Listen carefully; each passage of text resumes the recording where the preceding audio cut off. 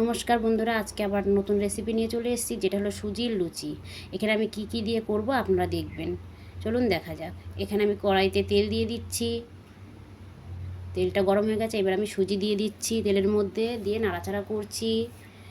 এবার আমি এখানে 1 বাটি দুধ দিয়ে দেব। দুধটা দিয়ে নাড়াচাড়া করব। নাড়াচাড়া করে নিচ্ছি ভালো করে, দিয়ে এবার আমি এখানে এলাচ দিয়ে দেবো। এলাচটা ফাটিয়ে দানাটা বার করে দিয়ে দিয়েছি। এবার একটু কালো জিরে দিয়ে দিচ্ছি, স্বাদ মতন লবণ দিয়ে দিচ্ছি, 1 চামচ চিনি দিয়ে দিচ্ছি। দিয়ে এগুলোকে ভালো করে মিক্সড করে নেব। ভালো করে শুকনো শুকনো করে সুজিটাকে রান্না করে নেব। এই যে আমি লাবিয়ে নিয়েছি, এইভাবে রান্না করে নিতে হবে। এই যে আমি ময়দা দিয়ে ভালো করে মাখিয়ে নিচ্ছি, একটু একটু জল দিয়ে অল্প করে সুন্দর করে মাখিয়ে নেব। এবার এই যে মাখানো হয়ে গেছে, এবার একটু আমি সাদা তেল দিয়ে মাখিয়ে এবারে ঢাকা দিয়ে রেখে দেবো 10 মিনিট। 10 মিনিট হয়ে গেছে, ঢাকনা খুলে নিচ্ছি। এবারে আমি এটাকে লেচি কেটে নেব। লেচি কাটা হয়ে গোল গোল করে নিচ্ছি লেচিগুলোকে। এবার আমি বেলে নেব।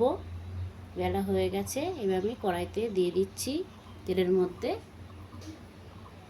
এই যে সুন্দর দেখো কীরকম ফুলে উঠেছে।